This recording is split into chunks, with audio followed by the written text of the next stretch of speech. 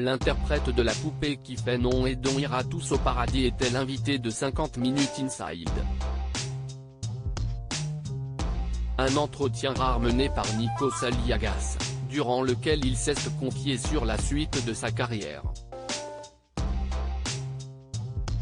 Si est en 1966 que Michel Polnareff connaît un succès retentissant qui ne se démentira pas durant la décennie suivante. Il devient l'un des artistes français les plus en vogue, enchaînant les hits et arrive à conquérir le public d'une façon déconcertante. Enfant terrible de la musique, le chanteur aux cheveux blancs et bouclés va imposer son style. Les drames personnels qui vont jalonner sa vie ne vont pas l'empêcher de chanter, notamment les multiples escroqueries dont il sera victime dans les années 70.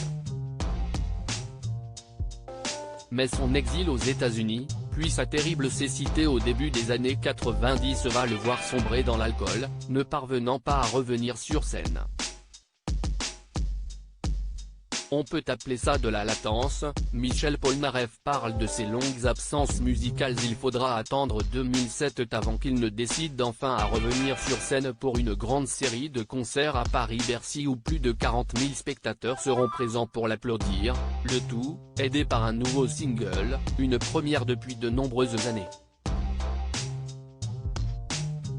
Durant ces moments d'absence, où il s'est notamment exilé aux États-Unis, Michel Polnareff s'est fait discret, cultivant le secret autour de son état de santé ou sa vie personnelle. On le voit rarement à la télévision, si bien que sa présence pour un grand entretien dans 50 Minutes Inside ce samedi 20 mai fait l'objet de toutes les attentes.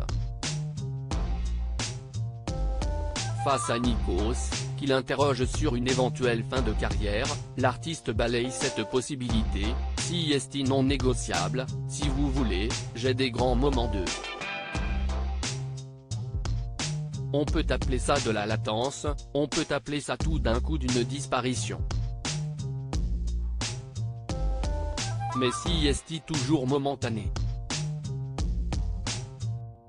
Moi, ce que j'aime, si est disparaître pour revenir encore plus fort. 28 ans d'attente pour un nouvel album de Michel Polnareff et cette disparition, les fans l'ont vécu durement. Kama Sutra sort en 1990, et l'album suivant, enfin, ne sort qu'en 2018. Une attente longue de 28 ans pour des titres inédits. L'an dernier, il lance également Polnareff chante Polnareff, dans lequel il réinterprète ses plus grands titres mais en piano-voix, offrant à ses fans un moment intime.